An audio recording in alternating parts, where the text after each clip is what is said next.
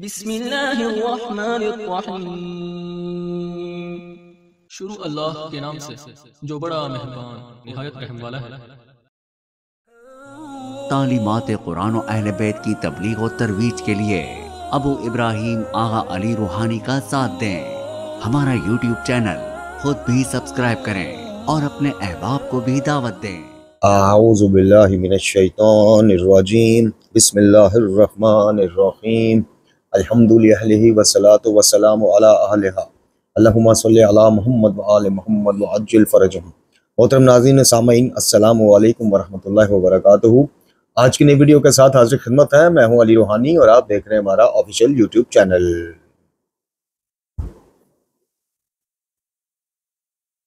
मोहतरम नाज़रीन सामीन, आज की हमारी वीडियो का उन्वान गुफ्तगू मौज़ूए गुफ्तगू पिछली वीडियो से रेलिवेंट है। वो गुज़श्ता से पेवस्ता आप कह सकते हैं कि एक जाली और ख़ुद साख्ता और आलिम नुमा मुफक्कर जवेद अहमद गामदी कि जिसके इनहराफात जो हैं शायर इस्लाम के हवाले से वो किसी से ढके छुपे नहीं हैं।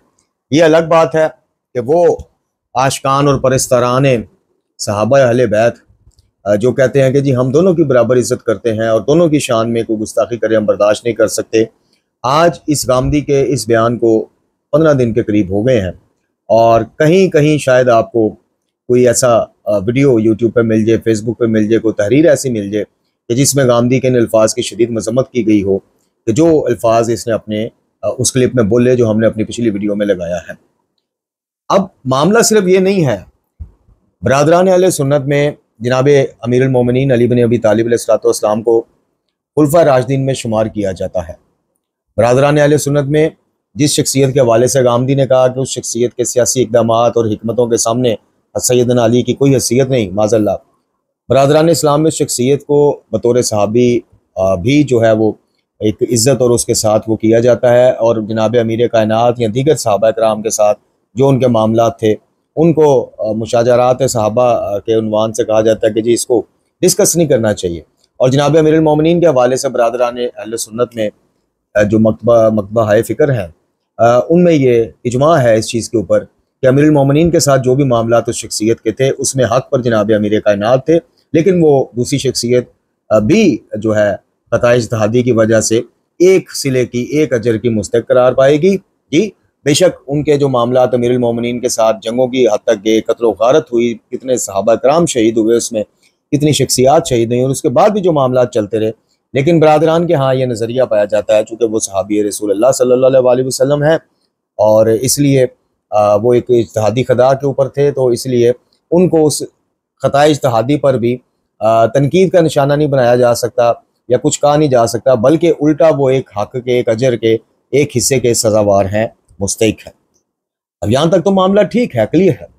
और ये भी मामला बिल्कुल दुरुस्त है कि कोई बंदा अगर तारीख़ पढ़ के, रवायात पढ़ के, अहादीस रसूलुल्लाह सल्लल्लाहु अलैहि वसल्लम की अहादीस मुबारका पढ़ के जनाब अमीर को अपना इमाम मानता है, जनाब अमीर को हक़ पे समझता है, जनाब अमीर को बेहतरीन कायद लीडर बाद नबी खुदा सल्लल्लाहु अलैहि वसल्लम समझता है, तो इसमें कोई नाराज़गी वाली, खफगी वाली कोई बात नहीं, कोई वो तौहीन इस्लाम नहीं करता, माज़अल्लाह कोई वो तौहीन नहीं करता। जी इसी तरह कोई अक्सरियत जो शख्सी हमारे बरादरान हैं वो अगर रसूलुल्लाह सल्लल्लाहु अलैहि वसल्लम के बाद खुलफा सलासा के उसके कायल हैं तो ठीक है। जो रवायात, जो मंबा उन तक पहुँचा है, जो मनाबे उन तक पहुँचे हैं, जो माखज़ उन तक पहुँचे हैं, उसके मुताबिक वो डिसीजन करते हैं कि नहीं जनाब ये तरतीब ठीक है, तो बिल्कुल ठीक है। इल्मी इख्तिलाफ को इल्मी तरीके से पेश करें दोनों ग्रुप। अब इसमें एक तीसरा शख्स भी उठता है गामदी की तरह और वो कहता है कि जनाब मेरे नज़र में फ़लाँ शख्सियत जिसका वो नाम लेता है कि जनाब उनके सामने मौला अली की सियासत की कोई हैसियत नहीं, वो शख्सियत सबसे अक्लमंद है, सबसे दलेर है, सबसे अच्छी सियासतदान है, सबसे ज़्यादा अच्छे मैनेजरियल स्किल्स हैं उनमें, तो भी कोई हर्ज नहीं, क्योंकि उसने जो पढ़ा या जो समझा उसके मुताबिक उसने अपना जनाब अकीदा बनाया। लेकिन हर्ज क्या है, हर्ज कहाँ पे आता है और क्यों हम बरादरान अहले सुन्नत के स्कॉलर राशिद महमूद रज़वी है और दीगर और बड़े नाम हैं जनाब जो उठ के आते हैं कि जनाब हमारे लिए बराबर है ना, हम सहाबा में से किसी की वो बर्दाश्त कर सकते हैं ना अहले बैत में से, तो हमें तो किस चीज़ पे है कि ये तो उसका हक है जो बाद नबी खुदा सल्लल्लाहु अलैहि वसल्लम जनाब अमीर को अपना कायद और इमाम मानता है कुरान और हदीस की रोशनी में फबिहा। जो खुलफा सलासा की तरतीब वाइज अजमत और फजीलत का कायल है, भाई ठीक है, उसका हक है, जो उस तक पहुंची चीज़ें उसके मुताबिक उसने फैसला कर लिया। जो शख्सियत का कि जिस शख्सियत के मुकाबिल जनाब अमीरुल मोमिनीन की कोई हैसियत नहीं माज़अल्लाह गामदी के बकौल, उनकी अजमत का, उनकी सियासत का कायल है, ये भी उसका हक है। क्योंकि रोज़े क़यामत ये तीनों जब अल्लाह के हजूर खड़े होंगे, अल्लाह और उसके रसूल सल्लल्लाहु अलैहि वसल्लम के हजूर, फैसला हो जाएगा कि कौन इनमें से हक पे है, कौन सी शख्सियत थी जिसको नबी खुदा सल्लल्लाहु अलैहि वसल्लम क़यामत वाले दिन फिर एक दफ़ा हाथ खड़ा करके बताएंगे, जैसे गदीर खुम पे किया कि ये वो शख्सियत थी जिसकी इत्तबा वाजिब थी मेरे बाद। जी, तो ये क़यामत पे छोड़ देना चाहिए। जो जिसका भी कायल है, जिसको भी अपना जो है वो लीडर या आइडियल मान के उनकी पैरवी करता है, बिस्मिल्लाह, कोई इसमें एतराज़ वाली बात नहीं। हाँ, इल्मी इख्तिलाफात हमेशा से मौजूद हैं, उनकी गुंजाइशें निकलती रहेंगी और इल्मी इख्तिलाफात को इल्मी तरीके से हमें पेश करना चाहिए। अपना मौक़िफ़ जो है बगैर तौहीन के, हद तक के, बदतमीज़ी के, किसी की दिल आज़ारी के अपना मौक़िफ़ भी रखना चाहिए और अगले के मौक़िफ़ को भी गुंजाइश देनी चाहिए, इतनी कि हम उसको सुने, पढ़ें, परखें, समझें। यार बरादरान अहले सुन्नत की अक्सरियत अगर जनाब अमीरुल मोमिनीन अली बिन अबी तालिब अलैहिस्सलातु वस्सलाम और उनके मद्दे मुकाबल आने वाली शख्सियत दोनों को कहती है कि जी दोनों मौला अली दो अजरों के हकदार हैं, तो वो शख्सियत जिसने अली के खिलाफ तलवार उठाई, जंगें की, वो भी एक हक की अजदार है, तो ठीक है, हम क़यामत पे क्यों ना छोड़ दें मामला, अपना अपना मौक़िफ़ दुनिया में पेश करते रहे। हम मामला वहां खराब हुआ कि जहां इस गामदी ने कहा कि कोई हैसियत नहीं, ये अल्फाज बोले माजरत के साथ, ये उसके अल्फाज हैं कि जनाब अली बिन अबी तालिब अलैहिस्सलातु वस्सलाम की अब जो है अल-साबिकून अल-अव्वलून वाली फजीलत अपनी जगह, इस्लाम के लिए खिदमात अपनी जगह, लेकिन सियासी मामलात, सियासी हिकमतें, तदबीरें, इस हवाले से मौला अली की उस शख्सियत, गामदी साहब के आइडियल जो सियासी आइडियल हैं, उनके सामने मौला अली की कोई हैसियत नहीं। तो ये बड़ी एक तौहीन अमेज़ और हद तक अमेज़ गुफ्तगू है। ना सिर्फ तौहीन अमेज़ जुमला है, गुफ्तगू नहीं, चले जुमला आप कह लें, बल्कि ये खुद अहले सुन्नत के तारीख उठा के आप देख लें, अकाबरीन अहले सुन्नत के सब के मजाज के और सब के मुत्तफिका फैसले के खिलाफ बात। आज की वीडियो में हम थोड़ा सा पस मंजर पेश करेंगे तारीख अल मसूदी, बड़ी मोतबर किताब मानी जाती तारीख के हवाले से अहले सुन्नत के। हाँ, इसका जो मुकाम है तारीख अल मसूदी का, वो गामदी भी जानता होगा, गामदी के चेले भी जानते होंगे और दीगर बरादरान अहले सुन्नत भी जानते होंगे। और इसी तरह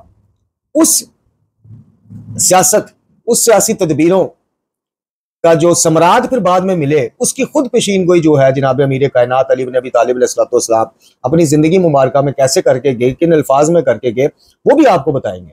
और साथ आपको, बल्कि गामदी और गामदी के फॉलोअर्स को, कि जो कहते हैं कि जी फलां शख्सियत के आगे जनाब सैयदना अली की सियासी तदबीरों की कोई हैसियत नहीं माज़अल्लाह, उनके लिए हम एक सवाल आज की वीडियो में छोड़े जा रहे हैं कि हिम्मत करें और इल्मी तौर पर इसका जवाब, इसका तोड़ हमें बताएं कि क्या खलीफा दोम जनाब उमर इब्न खत्ताब रजी अल्लाह अन्हु से ज्यादा गामदी काबिल है जी, ज्यादा बड़ा दानिश्वर है, उनसे ज्यादा बड़ा इस्लाम की सूझबूझ रखने वाला है? ये अहले सुन्नत बरादरान हमें जवाब दें, खासकर गामदी के फॉलोअर्स। क्या जनाब खलीफा दोम की सियासी तदबीर, सियासी हिकमत, फहम फरासत, मामला फहमी, शख्सियत फहमी, ये गामदी में ज्यादा है या जनाब खलीफा दोम में ज्यादा थी? क्यों मैं ये बात कर रहा हूं और मैं क्यों अब साबित करने लगा हूं आपको कि रसूलुल्लाह सल्लल्लाहु अलैहि वसल्लम के बाद खिलाफत किसको मिली, कैसे मिली, ये एक अलग बहस है भाई, ये इल्मी बहस है, तारीखी बहस है। लेकिन जनाब अली इब्न अबी तालिब अलैहिस्सलाम की बसीरत का, सियासी तदब्बर का, तदबीर का, मामलात फहमी का, इल्म का, बाकी शख्सियात सहाबा कराम पे क्या एक असर रसूख था। जनाब अली इब्न अबी तालिब की इल्मी, अदबी और सियासी शख्सियत बाकी सहाबा कराम के नज़दीक क्या थी, सिर्फ एक बात से ही वो सारा मामला आया हो जाता है, एक वाक़े से। ये वाक़या नाजुल बलागा में भी मौजूद है, ये वाक़या तारीख की कई ऐसी कुतब में मौजूद है जो अहले सुन्नत के यहाँ बड़ी मुस्नद मानी जाती हैं। और वो वाक़या क्या है कि जब जनाब खलीफा दोम उमर इब्न खत्ताब रज़ी अल्लाह अन्हु ने जंग में जाने का फैसला किया और अमीरुल मोमिनीन को इसी मामले के लिए, इसी मामले पर मशवरे के लिए तलब किया, तो जनाब अमीरुल मोमिनीन ने जब उनकी गुफ्तगू सुनी तो अमीरुल मोमिनीन अली इब्न अबी तालिब अलैहिस्सलाम ने उनको रोक दिया और फरमाया कि जनाब खलीफातुल मुस्लिमीन जो है वो चक्की में कील की हैसियत रखते हैं जी, जिस तरह कील के बगैर वो चक्की घूम नहीं सकती, तो इसी तरह मामला सारे, यानी खुलासा पेश कर रहा हूँ, इंतशार का शिकार हो जाएंगे। खुदा न खास्ता आप वहां जाते हैं, आपको कुछ हो जाता है, आप वापस नहीं आते जिंदा, तो पीछे से तो मामला सारे जो हैं वो इस्लाम की नुकसान का बायस बनेंगे। अली की सियासत ये है, गामदी और गामदी के फॉलोअर्स, अली की और दूसरी शख्सियत की सियासत में ये बुनियादी फर्क है कि अली इब्न अबी तालिब अलैहिस्सलाम की सियासत में, अदालत में, मामला फहमी में, बात में, मशवरे में कहीं जातियात नहीं है, कहीं जाती रंजिशें नहीं है, कहीं अदावत नहीं है, कहीं बदला इंतकाम लेने की रविश नहीं है, कहीं बदला और इंतकाम लेने की सोच नहीं है। तो ये है अली की सियासत। अब यही मशवरा जनाब खलीफा दोम ने उस शख्सियत से मांगा होता। अव्वल तो मैं ये पूछना चाहता हूं गांधी से कि वो शख्सियत भी तो उस वक्त मौजूद थी। तो जनाब खलीफा दोम ने गांधी जो खुद को साबित कर रहा है कि वो बहुत बड़ा मुफक्कर दानश्वर है, तो जनाब खलीफा दोम ने ये मशवरा जनाब अली बिन अबी तालिब की जगह उस शख्सियत से क्यों ना लिया?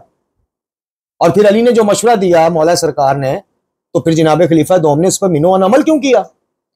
अली इब्न अबी तालिब के बाद भी ये मशवरा लेके उस शख्सियत के पास चले जाते या उस शख्सियत को तलब करते और उनसे भी मशवरा लेते। तो अली की सियासत या अली की सियासी हिकमत तदबीर, अली की मामला फहमी, अली की फहम फरासत का तो खुद सबूत जनाब खलीफा दोम का ये इकदाम है।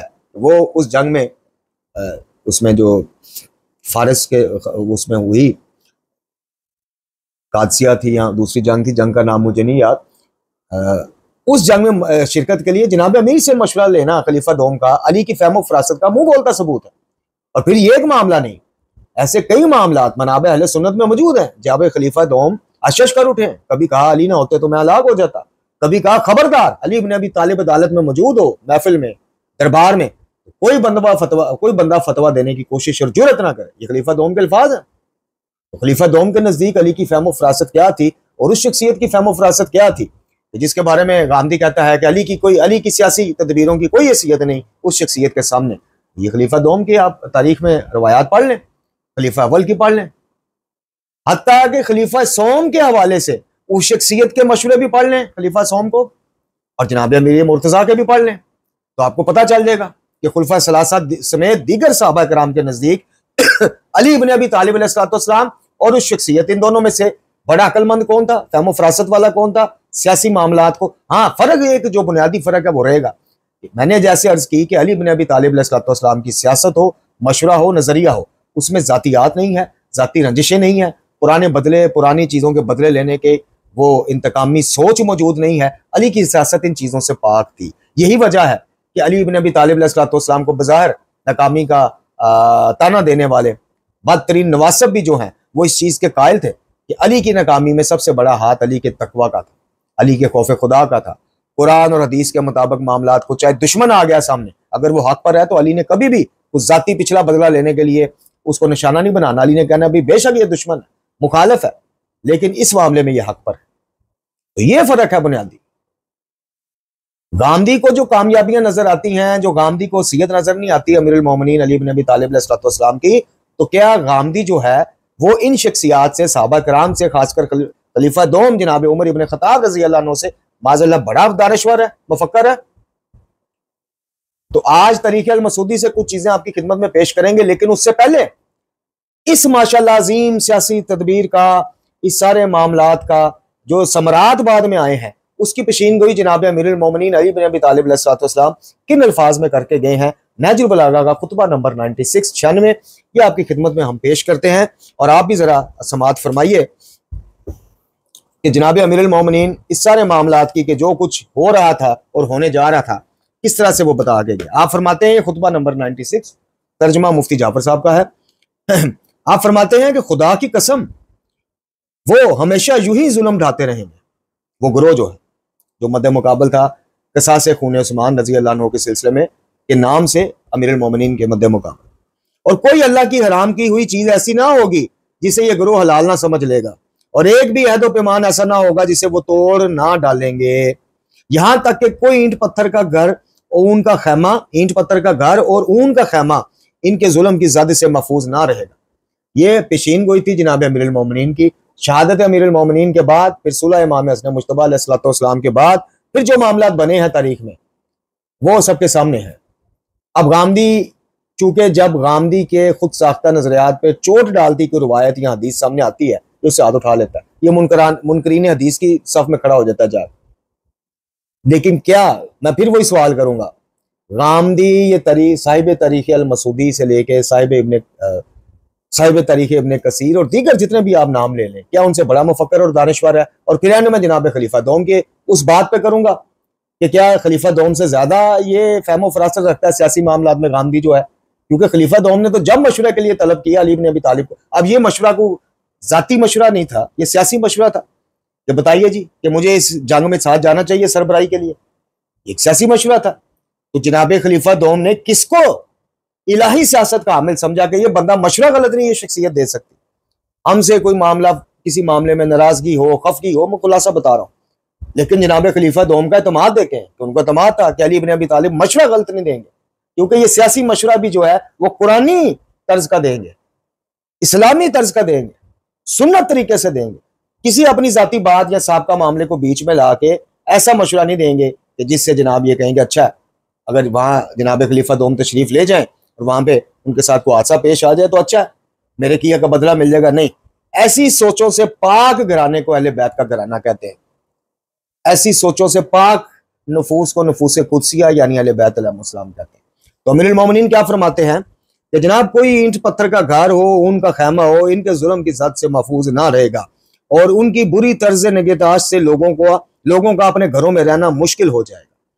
और यहां तक कि दो किस्म के रोने वाले खड़े हो जाएंगे, एक वो रोने वाला जो दीन के लिए रोएगा और एक वो जो दुनिया के लिए। यहां तक कि तुम में से किसी एक का इनमें से किसी एक से दाद ख्वाही करना ऐसा ही होगा जैसे गुलाम का अपने आका के सामने, जैसे गुलाम का अपने आका से कि वो सामने इताअत करता है और पीठ पीछे दिल की भड़ास निकालता है यानी बुराइयां करता है अपने आका की। और यहां तक नौबत पहुंच जाएगी कि तुम में से जो अल्लाह का ज्यादा इत्काद रखेगा इतना ही वो ज़हमत और मशक्क़तों में गिरफ्तार हो जाएगा। ये अपने बाद आने वाले हालात की अक्कासी कर रहे हैं। इस सूरत में अगर अल्लाह तुम्हें अमन और आफियत में रखे तो उसकी ज़ात का शुक्र करते हुए इसे कबूल करो, अगर इब्तला और आजमाइश में डाले जाए तो फिर सब्र करो, इसलिए कि अच्छा अंजाम तो बेशक परहेजगारों के लिए। ये हैं अली इब्न अबी तालिब जिनके पेश नज़र आखिरी उखरवी मामलात की ज्यादा अहमियत है, आखिरत की ज्यादा अहमियत है। अली इब्न अबी तालिब अलैहिस्सलाम गामदी जैसे टटपुंजियों को जो नाकाम नजर आते हैं सियासी मामलात में, वो इसीलिए आते हैं। अली इब्न अबी तालिब अलैहिस्सलाम की कोई बात, कोई बतौर खलीफा कदम फैसला कुरान और शरीयत के दूध से बाहर जाता आपको दिखाई नहीं देगा। अल्हम्दुलिल्लाह कोई बद से बद नासबी और खारजी अपने जितने भी ख्वारिज और नवासिब जो है अपने बाप दादों से भी मदद ले लें, कायनात से भी मदद ले लें, अली का एक फैसला भी ऐसा नहीं दिखा साबित कर सकते। इल्जाम तो लगा सकते हैं, साबित नहीं कर सकते कि जो कुरान और शरीयत के दूध को पामाल करता है वो किसी सियासी मुखालिफ से बदला लेने के लिए अली ने वो शरीयत तोड़ी हो, अली ने असूल इंसानी तोड़ी हो, इंसानी हकूक की पामाली की हो, कुछ साहब का बदला लेने के लिए किया हो, किसी की चर्फ जबानी का जवाब अली ने उसकी गर्दन उतार के दिया हो, अपने नजरिए के मुखालिफ नजरिया देख के अली ने उस साहिब नजरिए की गर्दन उतार दी हो। ऐसी कोई चीज आपको अली की सियासत में नहीं मिलेगी। इसीलिए गामदी जैसे टटपुंजियों को अली की सियासत में नाकामियां नजर आती हैं। अब आइए तरीक़े अल मसूदी की तरफ।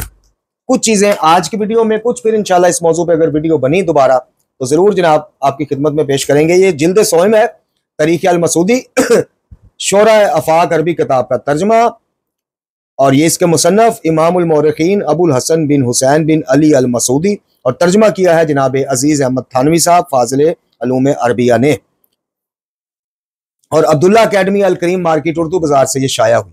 ठीक है जी। अब ये इसके जिल्द सोम के सफा नंबर 36 पर एक खत है जो उस शख्सियत ने जो गामदी या गामदी जैसों की आइडियल शख्सियत है, उनका हक है भाई, हम कहते हैं उनका हक है। अली इब्न अबी तालिब अलैहिस्सलाम को कोई बेहतरीन सियासतदान या इमाम मानता है वो उसका हक है, कोई शख्सियत को ज्यादा बेहतरीन इमाम या सियासतदान उनका हक है, लेकिन इस तरह के अल्फाज बोलने के अली इब्न अबी तालिब की कोई हैसियत नहीं है। मैंने पिछली वीडियो में अर्ज किया था कि फिर हैसियत माज़अल्लाह अली की बात नहीं रह जाएगी, फिर हैसियत उन रवायात उन हदीस के बारे में बात आ जाएगी कि जो सनदें खुद बारगाह रिसालत सल्लल्लाहु अलैहि वसल्लम से अली इब्न अबी तालिब के लिए जारी हुई, फिर उनका आप क्या करेंगे? तो हमें इससे कोई इख्तिलाफ नहीं।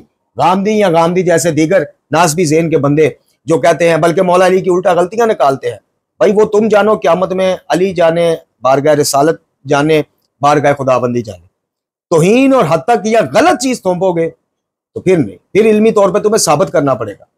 फिर हम तुम्हारे बाप दादाओं का इल्मी काम तुम्हारे सामने लेके आएंगे, उनके नजदीक अली की क्या हैसियत थी और उस शख्सियत की क्या हैसियत थी। तो ये खत उन्होंने लिखा है कि उस शख्सियत ने खत लिखा जनाब अली करमुल्लाह वजहुल करीम की तरफ, तरीक़े अल मसूदी जिल्द सोम सफ़ा 37।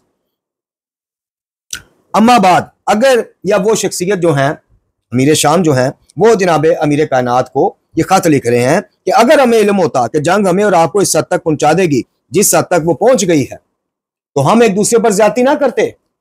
अगरचा हम मगलूबुल अकल हो चुके हैं, लेकिन अब तक जो कुछ हो चुका है और जो कुछ बकाया रह गया है इसकी सलाह तो कर सकते हैं।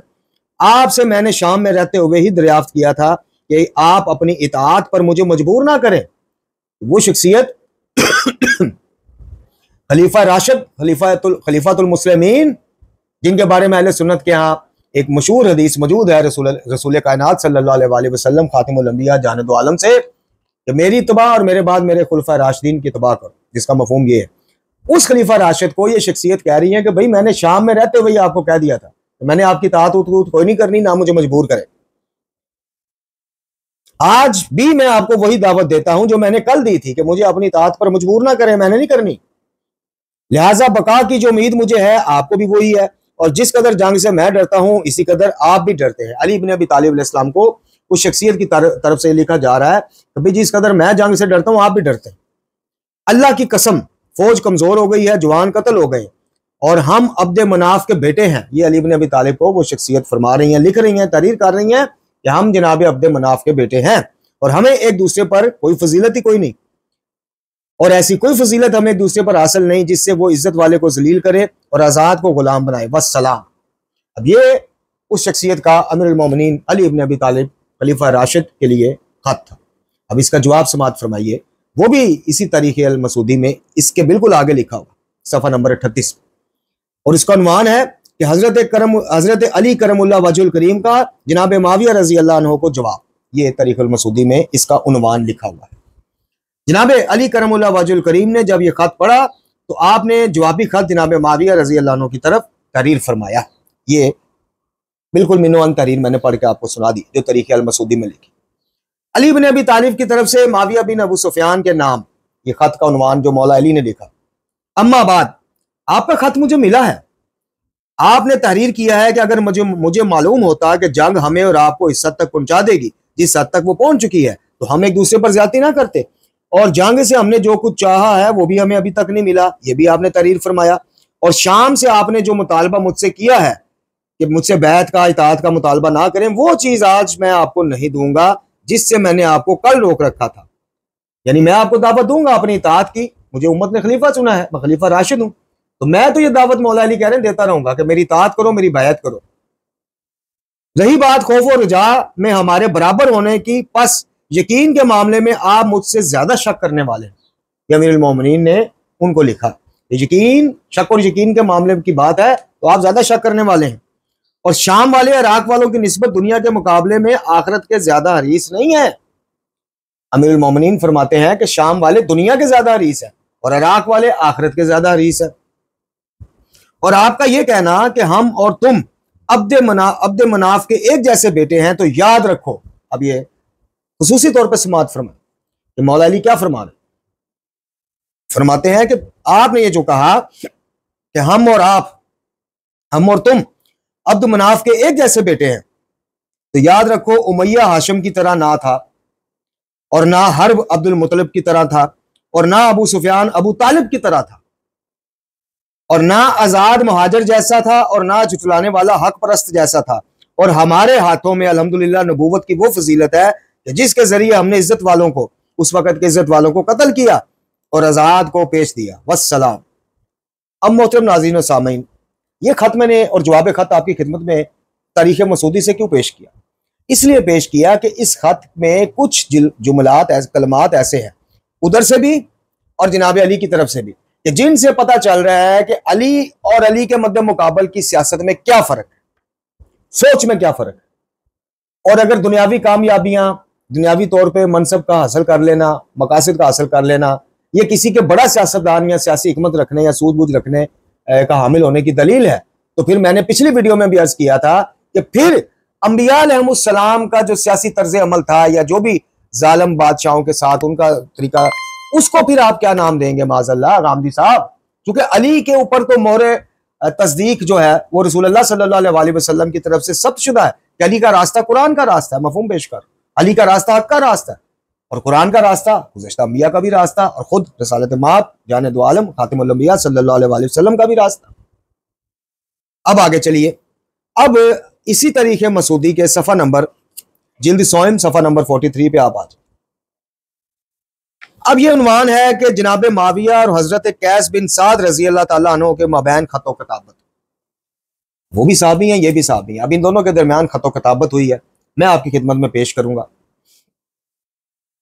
लिखा है कि जनाब माविया और हजरत कैस बिन साद बिन अबादा रजी अल्लाह अन्हु के मबैन इस वक्त ये खतो किताबत हुई जब वो हजरत अली करमुल्लाह वजुल करीम की जानिब से मिस्र के गवर्नर मुकर्रर हो गए थे। कौन? जनाब कैस। तो जनाब माविया ने इनको तारीफ फरमाया, अम्मा बाद जनाब कैस को, तुम यहूदी इब्ने यहूदी हो, अगर इस शख्स यानी हजरत अली को कामयाबी मिल गई जो फरीक़ैन में सबसे ज्यादा तुम्हें पसंद है, तो वो शख्स यानी अली तुम्हें बरतरफ कर देगा और तुम्हें तब्दील करके किसी और शख्स को मुकर्रर कर देगा।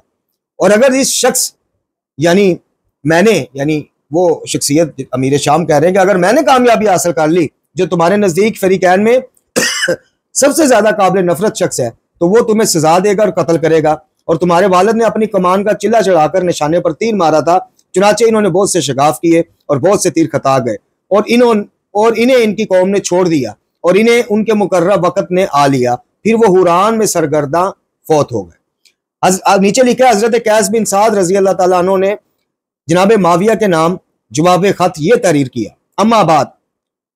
आपने यानी उन्होंने लिखा था जनाब कैस को कि तुम यहूदी इब्ने यहूदी हो, तो इन्होंने क्या लिखा जनाब कैस ने कि आप एक बुत परस्त और बुत परस्त के बेटे हैं, तुम मजबूरी के बायस इस्लाम में दाखिल हो गए हो और खुशी से निकल गए हो।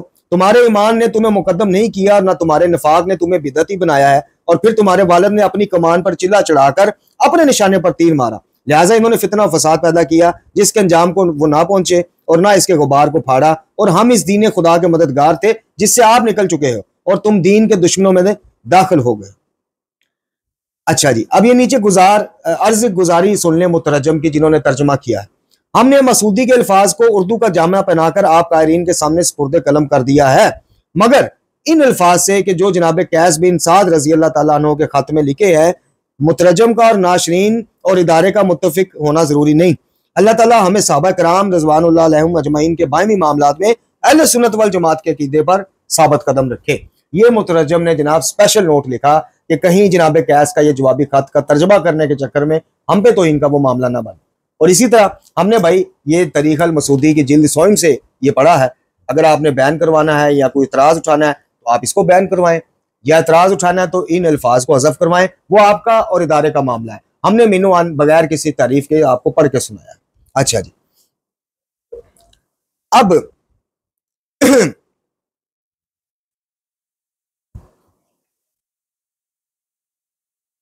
अब इन दोनों के दरमियान गुफ्तगू भी नीचे लिखी हुई है और उस गुफ्तगू का भी जो है वो एक दूसरे को इसी तरह के मामला, चूंकि हम ज्यादा अल्फाज इस किस्म के हैं, जैसे मुतरजम ने बीच में अपना जनाब वजाहत दे दी, हमें भी वजाहत देनी पड़ेगी। तो बारकैफ आप इस खत के जरिए भी समझ सकते हैं कि मामलात फहमी में या जनाब अली इब्न अबी तालिब अलैहिस्सलाम की सियासी बसीरत और हिकमत में और उनके मद्दे मुकाबल शख्सियात की सियासी बसीरत और हिकमत में सहाबा कराम में से अक्सरियत का क्या नजरिया था। कुछ सहाबा कराम के हालात ऐसे भी तारीख में लिखे हैं कि जिन्होंने खामोशी तो उठान ली थी, लेकिन जब ये दौर गुजर गया तो फिर उनमें से जो मौजूद थे उन्होंने बरमला, जैसे जनाब अब्दुल्ला इब्ने उमर रजी अल्लाह ताला अन्हु के हवाले से वफात के करीब उनका ये कहना कि काश मैं अली इब्न अबी तालिब के साथ इन जंगों में शामिल होता और अली का साथ देता, ये तारीख में नकल है अल्फाज। तो कई सहाबा कराम जो हैं उन्होंने तो बरमला और कईयों ने बाद में जनाब इस चीज़ का इजहार किया कि अली इब्न अबी तालिब अलैहिस्सलाम हक पर थे। बरादरान अहले सुन्नत का कोई ऐसा काबिर नहीं है कि जिन्होंने बेशक अली के मद्दे मुकाबिल शख्सियात के फजाइल में कुतुब लिखी हो, सब कुछ लिखा हो, लेकिन नासबी और खारजी ना हो, सही अहले सुन्नत अकीदे पर हो। किसी ने आज तक ये नहीं कहा कि अली इब्न अबी तालिब की कोई हैसियत नहीं थी माज़ा। हमें जो एतराज़ है गामदी के इस जुमले पर है। बाकी गामदी किसी को अपना आइडियल माने, गामदी को फॉलोअर गामदी को आइडियल माने, जो दाढ़ी मुंडवाने को हराम नहीं समझता, दाढ़ी रखने को सुन्नत नहीं समझता, वो कहता है ये अरब का फैशन था, जो पर्दे को हिजाब को इस्लामी हुक्म कुरानी हुक्म ही नहीं समझता, अपनी बीवियों को पर्दा कराता है, दूसरों की बीवियों को कहता है कि पर्दा वाजिब कोई नहीं। आप 4 बाल भी नहीं छोड़े दाढ़ी के, कुदरत ने दिए 4 और 4 ही रख लिए, लोगों को कहता है जी मुंडवा दो तो कोई मसला नहीं, ये कौन सा सुन्नत है या वाजिब।